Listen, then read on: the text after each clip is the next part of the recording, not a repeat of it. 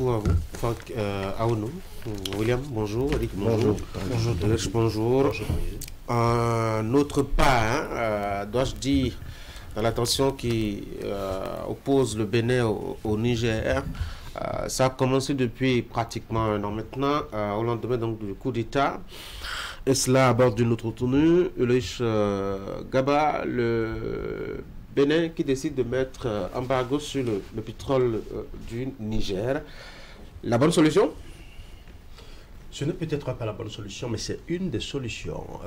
Comprenez déjà que la tension, vous l'avez rappelé tout à l'heure, a commencé il y a un peu plus d'un an et le Niger reproche au Bénin sa trop grande fermeté vis-à-vis d'elle. Et aujourd'hui, on parle beaucoup plus d'une base militaire étrangère installée au Bénin. Écoutez, une base militaire, ce n'est pas une chambre à coucher, ce n'est pas un bunker, ce n'est pas une résidence privée. Une base militaire, elle peut se définir, elle peut se voir, elle peut se constater. Et quand on a les preuves de ce qu'on avance, il faut les avancer, il faut les montrer à la communauté internationale. C'est aussi simple que cela. Mais quand on veuille simplement avancer des arguments et dire qu'il y a une base militaire ou pas et tout ça, ça, je pense que d'une certaine manière, il y a eu des allégations qui ont été formulées qui n'ont pas qui sont sans fondement parce que jusque-là, le Niger n'a jamais exhibé des preuves de façon géographique et dire voilà, nous avons constaté que précisément à tel endroit, avec des positions GPS bien précises pour dire voilà, nous avons constaté qu'il y a une base militaire française ou américaine à tel endroit. Ce qui n'a jamais été le cas jusqu'à présent, donc ce qui veut dire que nous sommes toujours dans des allégations fantaisistes. Ils peuvent avoir les preuves, mais ils n'ont qu'à envoyer les preuves, ils n'ont qu'à exhiber devant la communauté internationale ces preuves. Donc déjà, je pense que c'est juste une fuite en avant. Et quand vous regardez la posture du Niger, d'abord, on parle de la fermeture des frontières par le Bénin, parce que le Bénin n'a fait que respecter des procédures, disons, une décision de la communauté. Et le Bénin fait partie d'une communauté. La CEDEAO a pris sa décision, et le Bénin n'a fait que respecter, tout comme le Nigeria qui a aussi fermé ses frontières. Mais pourquoi doit-on chercher à les pour? Ils ont ouvert leurs frontières avec le Nigeria, mais pourquoi pas avec le Bénin? On constate que le problème est ailleurs. Aujourd'hui, maintenant, on parle de base militaire. Pendant qu'on parle de base militaire au Bénin, et que le Bénin explique en disant qu'il y a effectivement des militaires, des formateurs étrangers qui sont en train de travailler avec les forces de défense et de sécurité au Bénin.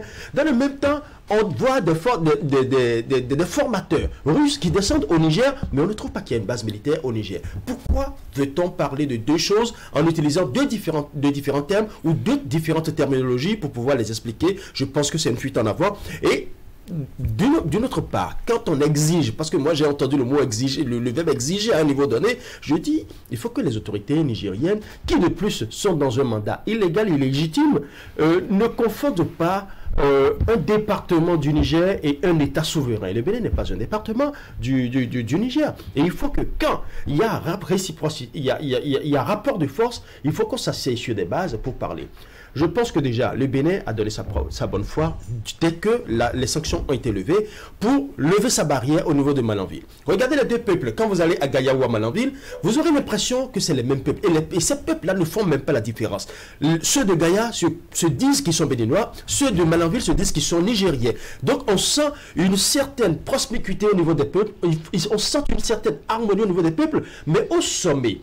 Aujourd'hui, il y a une sorte de division qui est en train de s'orchestrer, de s'organiser pour pouvoir diviser ces peuples qui, pendant longtemps, sont restés ensemble et qui continuent de rester ensemble. La preuve, vous avez vu comment les vivres béninois passaient les frontières à travers le fleuve Niger. Le Bénin a ouvert sa frontière. Le Niger n'a jamais ouvert sa frontière. Mais pourtant, on passe les produits vivriers du Bénin par le fleuve Niger, c'est-à-dire par voie détournée. On ne va pas dire que les autorités béninoises ne savaient pas. Mais c'est parce qu'elles ont détourné d'une certaine manière leur regard, tout simplement parce que c'est par cause humanitaire, parce qu'elles se disent le peuple nigérien a fait, le peuple nigérien a besoin de ça. D'une certaine manière, on peut fermer les yeux et faire comme si on n'a rien vu, parce qu'on ne peut pas dire que les autorités béninoises ne savaient pas. Donc, quand on a des preuves que d'une certaine manière, ici, du côté du Bénin, dans le camp du Bénin, il y a eu des ouvertures, il y a eu des preuves de conciliation, mais que de l'autre côté, on rencontre rien que des fermetés.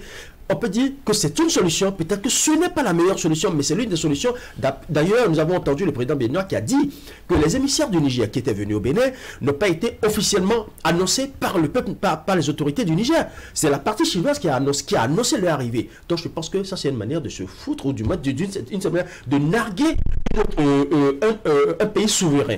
Un pays qui n'est pas le département du Niger, je pense que les autorités nigériennes ont plus à gagner à ouvrir leurs frontières, ou plutôt à aller beaucoup plus à la table de conciliation.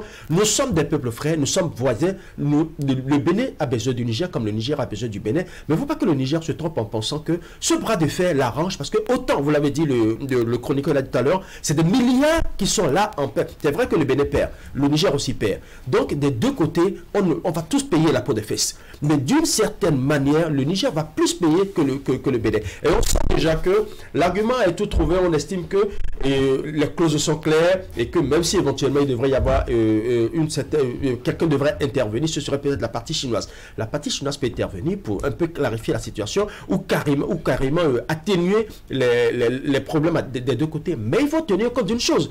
La Chine n'est pas en Afrique. Et la Chine n'est pas à côté du Bénin. D'une certaine manière, le Niger aura toujours besoin du Bénin et le Bénin aura toujours besoin du Niger. Et aujourd'hui, regardez les transporteurs. Tous ceux-là qui sont actuellement là et qui attendent que les frontières soient ouvertes pour reprendre les activités avec le Niger. Donc, on peut dire simplement que les autorités nigériennes doivent revoir leur politique. Et quelqu'un l'a dit tout à l'heure, on sent qu'il y a une sorte d'amateurisme politique. Et je ne dirais pas seulement amateurisme politique, il y a aussi l'amateurisme diplomatique. Parce qu'on peut ne pas s'aimer, on peut ne pas s'apprécier, mais on va à la table des négociations, on échange et je défends mes intérêts, tu défends tes intérêts. Je pense que c'est ce qui manque aujourd'hui aux autorités du Niger. Pour moi, c'est une solution. Peut-être que ce n'est pas la meilleure solution, mais ça reste une solution. Éric, je pense que ce n'est pas sérieux pour un État qui dit se battre pour sa souveraineté, de porter des accusations sans l'ombre d'une preuve sur notre État.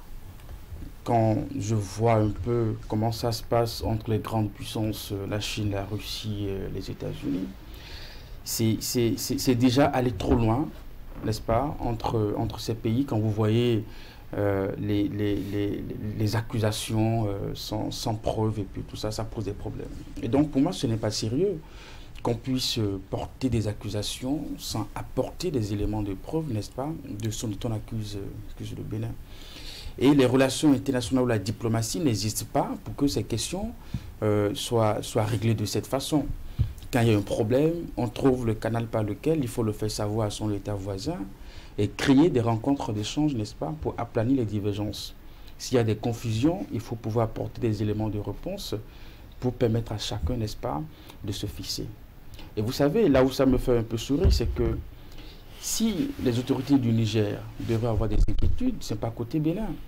Quand vous avez le Nigeria qui a une coopération militaire plus abondante avec les puissances étrangères, 2 fois plus élevée que ce qui s'observe au Bénin et qui partage les mêmes frontières avec le Niger, le souci devrait plus se poser de l'autre côté. Mais quand la CEDEAO a levé les sanctions, on a vu comment on s'est précipité pour l'ouvrir côté Nigeria, quand bien même de l'autre côté, vous avez une activité presque accentuée, n'est-ce pas, en termes de coopération militaire entre le Nigeria et puis d'autres puissances étrangères. Moi, je pense qu'il y a encore peut-être des non-dits du côté du Niger sur leurs véritables inquiétudes, voyez-vous. Alors, à la récente conférence de presse du Premier ministre, on va jusqu'à poser une condition. Et là, je me dis, où est-ce que nous sommes? C'est aller trop loin. Et donc, si le Bénin devrait peut-être, dans l'absolu, essayer de trouver une solution, donc il faut fermer le camp militaire de Kandji pour que les relations soient normales. C'est ce qu'on nous demande. Au nom de quoi? Véritablement, au nom de quoi? Ce camp existait déjà bien avant l'arrivée des militaires à la tête du Niger, et le camp va toujours continuer pas exister. Je pense qu'il y a tellement de fausses informations qui sont diffusées, et les autorités du Niger ne font pas vraiment l'effort de faire la part des choses, n'est-ce pas, en ce qui relève d'un État souverain et des questions qu'on peut débattre au plan diplomatique pour pouvoir véritablement trouver des solutions. Vous savez, nous avons une histoire, et là-dessus, je vais peut-être finir par là. Nous avons été agressés en 1977. Et nous savons comment on peut quitter un État voisin pour venir intervenir dans un autre État. Donc nous ne pouvons pas jouer ce rôle, on ne peut pas avoir ce passé, n'est-ce pas, et être amené à abriter sur notre sol des espions dans l'objectif d'aller attaquer un autre pays. C'est trop vilain, ça ne nous ressemble pas. Nous sommes un peuple digne, l'a dit quelqu'un, et je pense que cela se poursuit. Plutôt que d'être là à se jeter des accusations sans fondement, je pense qu'il faut trouver vraiment des solutions, n'est-ce pas, pour que le pétrole du Niger soit exporté. Et le chef de l'État, dans sa déclaration, l'a rappelé. La balle est dans le camp des autorités du Niger. S'il le décide demain, n'est-ce pas, on peut reprendre véritablement là où on en était. Et cela n'est pas ce qui intéresse véritablement nos amis. On est sur des questions qui n'existent même pas. Le Bénin reste un pays ouvert. Le porte-parole a fait savoir. Les autorités du Niger peuvent décider de faire une visite. On leur fera le tour du Bénin. Et quant à eux, de vérifier s'il y a une base militaire ou s'il n'en a pas, s'il y a des espions, et tout ça, voyez-vous. Donc je pense que nous sommes en train de perdre du temps avec ces accusations sans fondement. Et ça n'est pas bien. William? Je crois que nous sommes en matière militaire et je ne vois pas certains déballages possibles sur la place publique. Je comprends peut-être la posture des autorités nigériennes sur certaines envolées. Ils estiment que le Bénin est devenu un État d'insécurité pour leur État. Je comprends qu'un État souverain, pour une raison ou l'autre, quand il se sent en difficulté, en insécurité par rapport à un autre État, veuille réagir, ferme ses frontières, face de l'autarcie, face sur un croqueville.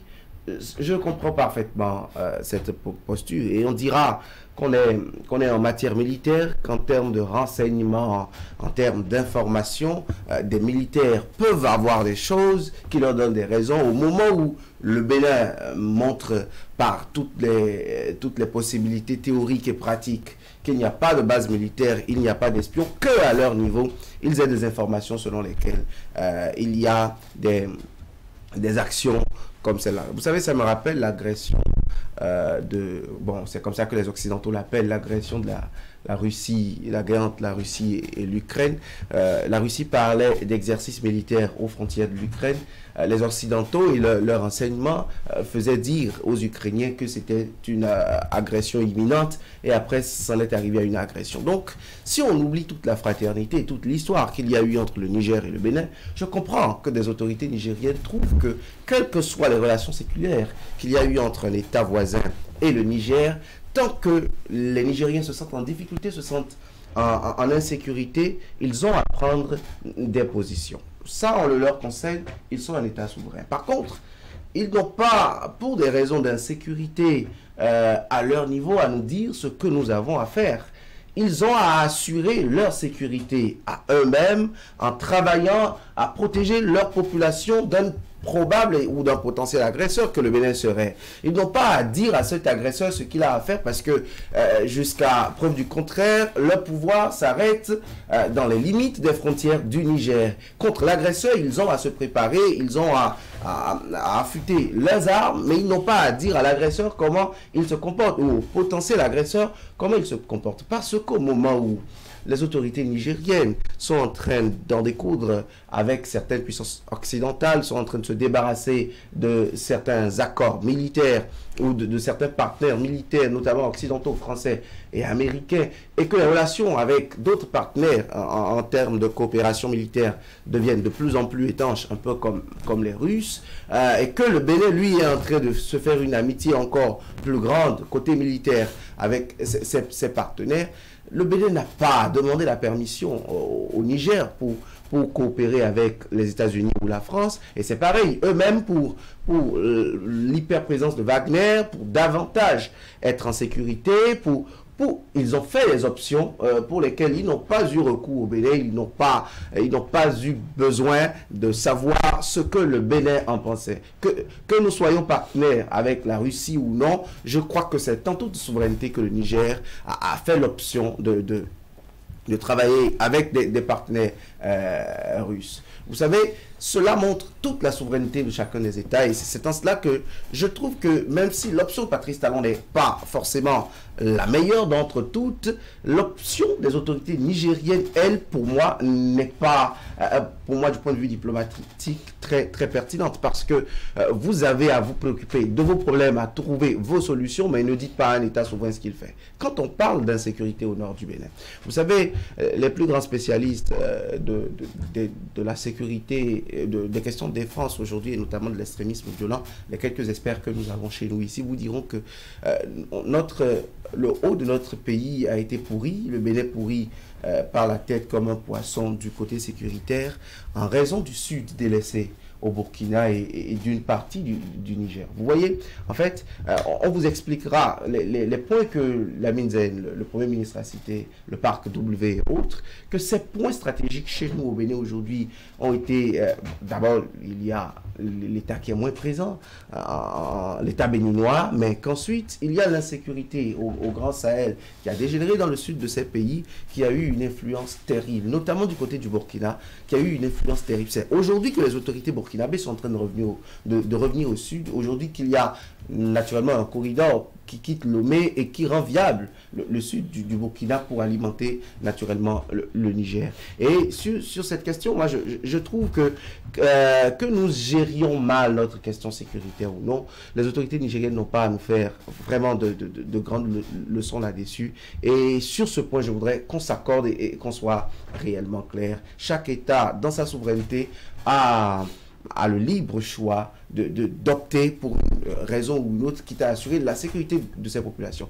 Maintenant, vous savez, c'est aussi le moment de dire aux autorités béninoises de faire un peu plus de lumière sur ces histoires d'instructeurs. Il y a des villes du Bénin dans lesquelles, quand vous entrez avec une caméra, vous entrez avec un micro, même si vous êtes journaliste béninois, même si vous avez une carte de presse, vous avez des soucis à vous faire. Je n'ai pas envie de rajouter de l'huile sur le feu, mais j'ai juste envie de montrer que c'est l'occasion plus que jamais, c'est le contexte plus que jamais d'expliquer ces histoires. Nous sommes en matière militaire. Je l'ai concédé pour les autorités nigériennes. Donc, même pour les autorités béninoises, par honnêteté, je voudrais concéder qu'en matière militaire, on ne vienne pas dire à la face des micros et des caméras pourquoi X ou Y fait une chose ou l'autre sur le territoire béninois et pourquoi, ou quels sont les dessous d'une coopération, ou quels sont les éléments tangibles. Non, ce n'est pas ce que nous demandons, mais un peu plus de transparence et de clairvoyance, un peu moins de fébrilité sur certaines questions pour davantage rassurer les uns et les autres. Maintenant, je m'inscris en faux avec cette façon de voir selon laquelle le Niger pense qu'il est un peu plus fort que le Bénin et dépend moins de la crise, ou la posture des autorités béninoises qui pensent que le Niger serait plus perdant. Je m'inscris réellement en faux. Des peuples qui ont entretenu une intégration mutuelle, une coopération bilatérale pendant ce nombre d'années, je suis sans expertise aucune, foncièrement contre l'idée selon laquelle il y a quelqu'un qui s'en sort mieux quand le torchon brûle entre les deux. Je ne suis pas d'accord avec les autorités nigériennes quand elles pensent que c'est un partenaire privé chinois qui doit venir discuter avec le Bénin pour établir le pont. Je suis plutôt de ceux qui pensent que plus que jamais, cette situation nécessite un intermédiaire, un fin connaisseur des relations internationales, un grand ami de l'africanité et du panafricanisme pour faire entendre raison aux autorités des deux pays. Parce que le Niger est mal conseillé aujourd'hui en ouvrant les fronts avec tous les Occidentaux, en se faisant ami avec les plus gros ennemis de l'ordre mondial, en voulant envoyer son uranium. Même le Togo qui est proche de lui aujourd'hui ne voudra pas lui laisser le port de Lomé pour transporter l'uranium au risque de se prendre à dos les Occidentaux. Ils ouvrent les fronts contre tout le monde et même leurs voisins béninois, je pense qu'ils sont mal conseillés. Et les autorités béninoises aujourd'hui, cette politique offensive sur la question nigérienne doit être en même temps une chicotte qui n'a pas loin sa carotte pour que vraiment ça discute entre les deux autorités. Je ne suis pas de ceux qui pensent qu'un État s'en sort gagnant, qu'un État a trouvé une voie de contournement qui arrange son économie. Franck. Oui, mais moi je voudrais demander tout simplement aux autorités nigériennes, en chassant les Français, est-ce qu'elles avaient pris véritablement les mesures qu'il faut? Lorsqu'on demandait aux Français de plier bagages, de partir des partenaires avec qui vous avez fait des décennies, on ne va pas revenir sur tout ce qui a amené là. Lorsqu'ils disaient aux Américains, écoutez, on n'en a que faire avec vous, partez. est-ce que toutes ces questions-là ont été bien discutées, ont été bien cernées? De quoi ont peur les autorités nigériennes aujourd'hui si elles ont à leur côté la grande Russie avec du matériel sophistiqué de top niveau où ils peuvent se défendre à tout moment? De quoi ont-elles peur si elles ont pris le pouvoir par les armes et ont juré sur tous les toits que dans quelques mois, nous allons juguler le problème sécuritaire? Est-ce que déjà on est à bout de souffle? Sinon, moi, je ne sais pas ce qui dérange Tiani et ses hommes au point de voir déjà partout qu'il y a des espions, au point de vouloir donner des leçons à un État souverain. Moi, j'ai écouté, si vous allez sur les chaînes nigériennes, non seulement ils tiennent des propos, disons, belliqueux, des propos pas du tout conciliateurs, mais ils ont mis à profit leurs médias pour, disons, vouer hégémonie le président de la République. On va jusqu'à dire que le président Talon est un menteur pour des autorités qui veulent la paix dans une sous-région. Même si vous vous détachez aujourd'hui de la CEDEAO, même si vous vivez en vase clos, moi je me demande si vous pouvez vous passer des autres. Vous avez toujours besoin des États qui ont toujours existé. Et là, j'insiste pour dire que lorsqu'on n'est pas préparé à exercer le pouvoir d'État, on ne peut voir que ces gens de dates qui frisent un peu l'amateurisme. Lorsqu'on n'est pas préparé à exercer le pouvoir politique, puisque Tiani lui-même, il est comptable de tout ce qui s'est passé au Niger jusqu'en août 2023, où il a pris le pouvoir par les armes. Parce qu'il était dans le dispositif. Juillet, voilà. Jusqu'au moment où il a pris le pouvoir par les armes, il était dans le dispositif. Les problèmes que connaissait le Niger jusqu'à ce que lui devienne président d'une transition, je crois que lui-même, il en est responsable d'une part. Et donc, sur la question aujourd'hui, je crois que le Bénin a essayé de tenir un bout pour leur dire, écoutez, venez. Ce n'est pas forcément pour faire du mal au peuple nigérien. Et jusqu'à demain, jusqu'à tout à l'heure, si moi je vois un frère nigérien, il demeure un frère pour moi, il demeure un peuple ami.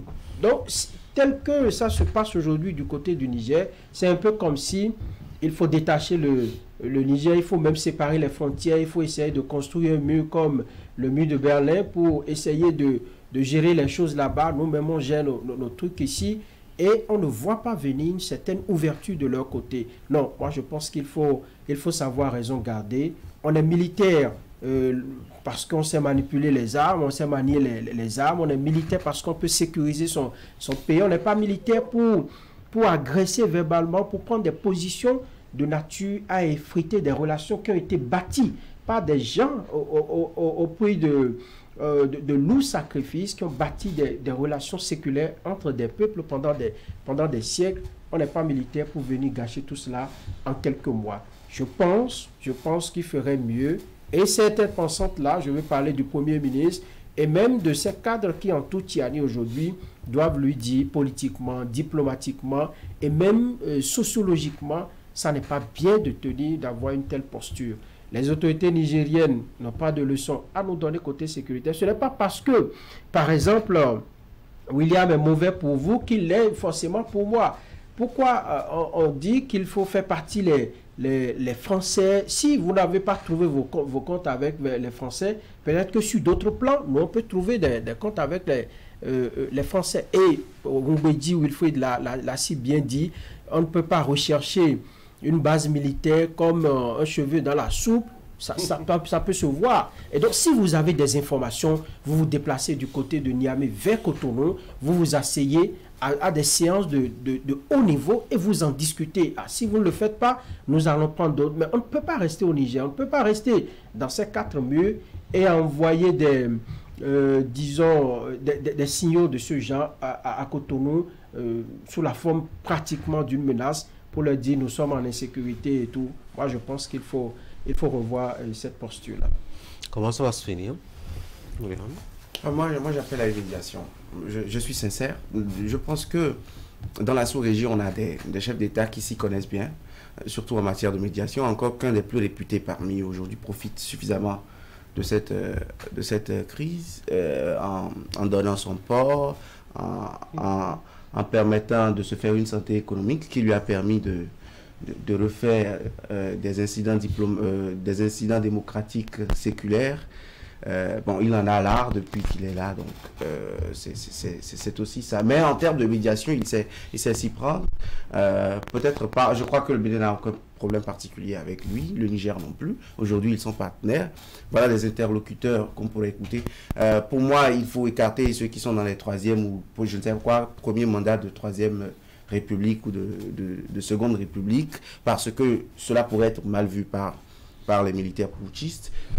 Des gens trop proches des Occidentaux ne sont pas très bien vus non plus. Moi, je pense à des chefs d'État qui ont dirigé la conférence des chefs d'État et de gouvernement de la CEDEAO, qui ont une certaine ancienneté, qui sont encore en poste aujourd'hui. Si d'anciens chefs d'État, pourquoi pas, les très réputés qui ont eu beaucoup d'expérience au plan régional en général, au plan international aussi, des diplomates chevronnés, nous en avons. Moi j'appelle sérieusement à une médiation dans cette crise, parce que tout le monde se braque sur sa position, certains à tort, certains à raison. Aujourd'hui, le Bénin tente d'avoir un peu raison après avoir fauté au temps fort de la crise. Aujourd'hui, le Niger avait raison de se défendre au temps fort de la crise sur certaines positions, mais aujourd'hui s'enlise sérieusement avec des dérives et des égarements, des dévoiements diplomatiques qui ne disent pas leur nom.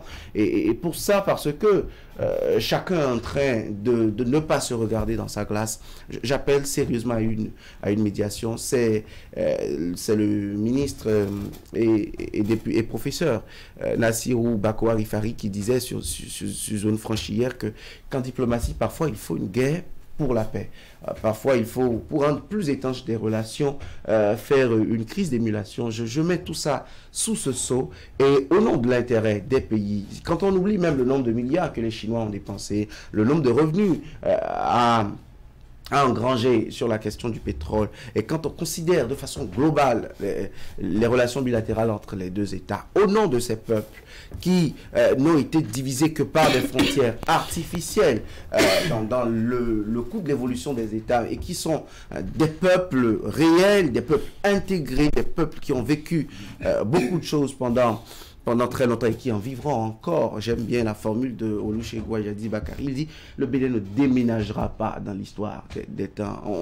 Ce n'est pas possible. On peut même changer de nom en tant qu'État, mais on ne va pas déménager d'à côté. On aura le fleuve Niger en partage de part et d'autre. Et pour ça, je pense vraiment qu'il faut le calumet de la paix aujourd'hui. Si les interlocuteurs, les protagonistes ne peuvent pas s'écouter, qu'un médiateur, qu'un intermédiaire, qu'un outsider aide aujourd'hui à concilier les parties. Eric?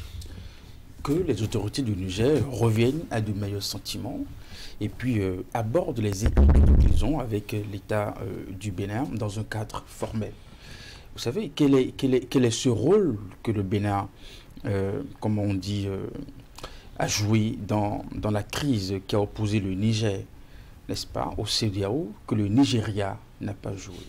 Le Nigeria allait jusqu'à couper, n'est-ce pas, l'électricité au Niger, qui a fait des victimes dans les centres de santé, dans les hôpitaux, n'est-ce pas, qui a fragilisé un peu le commerce. Mais après, les autorités du Niger ont ouvert les frontières côté Nigeria. Et donc, il y a ce déséquilibre d'appréciation qu'on ne comprend pas. On a comme un peu le sentiment qu'on nous met dans une balance et puis on se dit, bon, eux, c'est le Bénin, bon, on peut faire avec eux un peu ce qu'on veut. Je pense qu'il faut réhabiliter, n'est-ce pas, comment on dit, côté Niger, sa position, en mettant véritablement un cadre formel de discussion, quitte à aborder des sujets d'inquiétude, de confusion, de compréhension, n'est-ce pas, et que des solutions soient trouvées. C'est vrai l'idée de la médiation, mais qui va prendre cette initiative? Le Bénin, le Niger, ou un médiateur volontaire se propose véritablement de pouvoir jouer la médiation? Moi, je pense qu'il y a déjà une opportunité de discussion qui s'est créée par la décision, n'est-ce pas, de bloquer l'exportation du pétrole du Niger. Parce que moi, j'estime que quand le Bénin a pris cette décision, on se dit d'accord, c'est une décision difficile, mais l'objectif, c'est d'amener la table des négociations, n'est-ce pas, les autorités du Niger. Et moi, je m'attendais vraiment à ce qu'au lendemain d'une telle décision, que des délégations soient constituées du côté du Niger, ne serait-ce que pour avoir véritablement les mobiles et les raisons, n'est-ce pas, d'une prise de telle décision. Je ne m'attendais pas à ce que dans une conférence de presse encore, quand j'ai des accusations sur la présence de X ou d'Y sur notre sol. Donc je pense que Patrice Talon a déjà créé, en prenant cette décision, un couloir formel de cadre d'échange. Il a souhaité d'ailleurs, donc il reste qu'aux autorités du Niger d'en profiter, n'est-ce pas, pour que la question soit abordée de façon formelle. Ulrich, il n'y a que la médiation, il n'y a que la négociation. Vous savez, quand vous êtes opposé sur vos idées, que vous n'arrivez pas à vous entendre, vous n'arrivez pas vraiment à vous comprendre sur le bien fondé de la position de chacun de vous, la meilleure solution, c'est d'aller à la table des négociations. Et tant que chaque parti va rester dans son camp et avancer des allégations, fustiger le comportement de l'autre, les propos de l'autre, on n'aura pas le bout du tunnel, tout simplement parce que chacun se sentira fort dans sa position, se dira qu'il est assez mature et sait avec précision ce qu'il pose comme axe ou qu'il dit ou qu'il sort comme propos. Et la médiation, d'ailleurs, je pense que les deux parties ont déjà d'une certaine manière évoqué de façon subtile la médiation.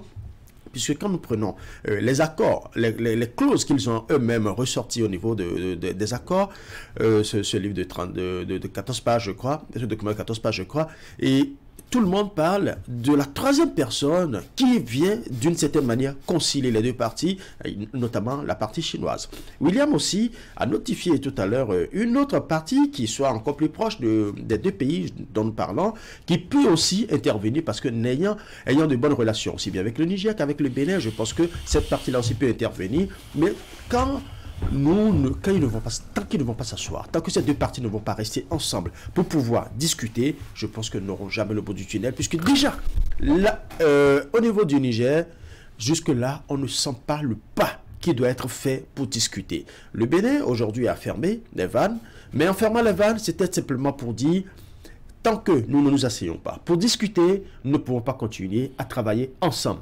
Asseyons-nous, parlons d'une même voix. Et comme je l'ai dit tantôt, à l'entame de mes propos, on peut ne pas s'aimer, on peut ne pas s'apprécier, mais on peut s'asseoir et discuter de nos intérêts mutuels.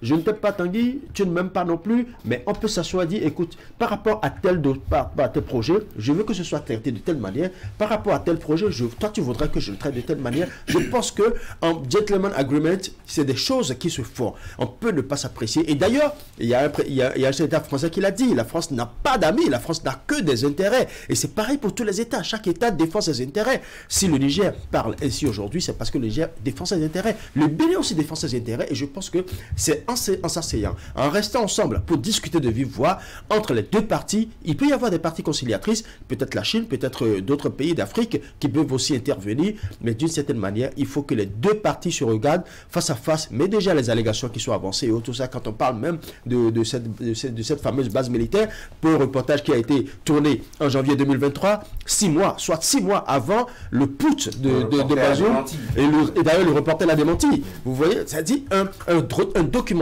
qui a été tourné en janvier 2023, soit 6 mois avant que le putsch ne soit perpétré, et qu'on estime que c'est maintenant que la base militaire a été positionnée pour pouvoir déstabiliser le Niger. Il faut quand même que les gens consultent les vraies informations, qu'ils aillent à la source de l'information pour savoir de quoi on parle. Il faut qu'on cesse aussi de manipuler les populations, parce que je pense que depuis que nous sommes en train de traiter cette histoire, beaucoup d'informations circulent, il y a la désinformation, il y a la malinformation, et volontairement, certains intoxiquent la population juste pour se donner un peu de vent en poupe, parce qu'ils sont en perte de repères, ils sont en perte d'inspiration.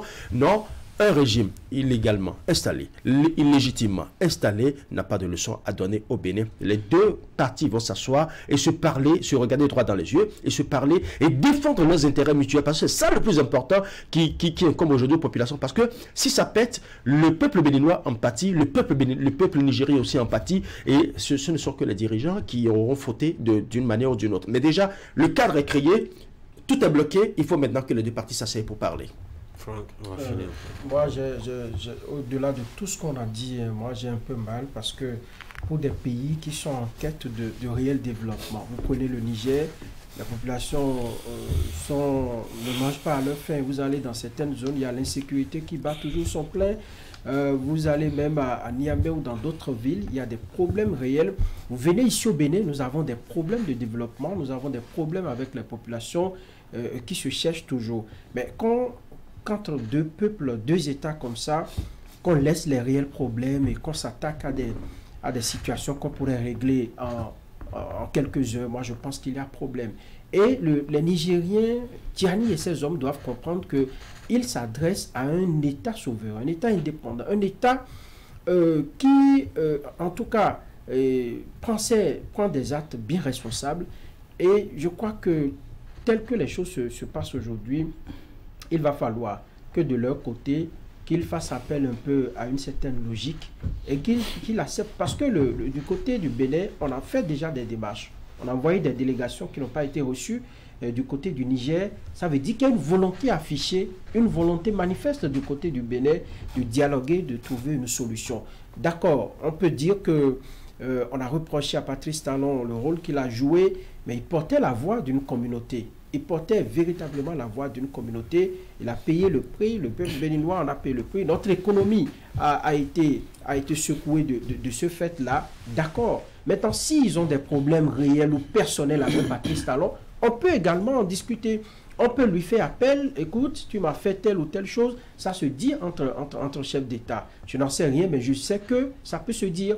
Vous prenez, vous invitez un médiateur et vous dites les vérités entre vous. Et puis ça y est, ça va. Et puis le train continue de rouler. Mais profiter des situations comme ça, tenir de ces propos. Si l'histoire doit retenir que si les relations entre le Bénin, entre les peuples béninois et nigériens s'effritent, ce serait du fait de Tiani, du fait des militaires au pouvoir. Si un jour il y a problème entre les peuples béninois et nigériens, ce sera du fait de Tiani et de ses hommes, parce qu'ils n'auraient pas géré, ils n'auraient pas permis de gérer une situation à laquelle on pouvait trouver de solutions rapides. Ils sont en train de pousser trop loin le bouchon, et je pense qu'il ne faut pas franchir la ligne rouge. Il faudrait qu'ils reviennent à la raison. Ce n'est pas encore tard, ils peuvent encore se remettre en cause et voir, disons, l'intérêt des deux pays, et surtout des peuples, parce que nous avons beaucoup de compatriotes qui évoluent du côté de Niamey, de Agadez, tout ce que vous voulez, Maradi, des gens qui sont nés là-bas, qui ne peuvent même plus revenir au pays aujourd'hui. De la même façon, nous avons des commerçants nigériens, nous avons des frères nigériens qui se sont établis au Bénin depuis des années et qui sont pratiquement des Béninois. Si on en vient à déchirer ces liens, ça va être dommage, et ça va être du fait de ces militaires qui sont au pouvoir là-bas. Allez les gars, merci beaucoup. 8h51, déjà à Cotonou. Mesdames et messieurs, c'était prévu qu'on parle un peu de la marche des syndicalistes samedi. On va en parler demain, probablement. Mais juste après moi, suivez la revue de presse ce matin, et puis juste avant plutôt le Bénin en 7 jours et les informations relayées par la rédaction de Canal 3 Bénin, c'est 7 jours au Bénin. Moi je vais vous souhaiter de passer une très bonne journée et à demain.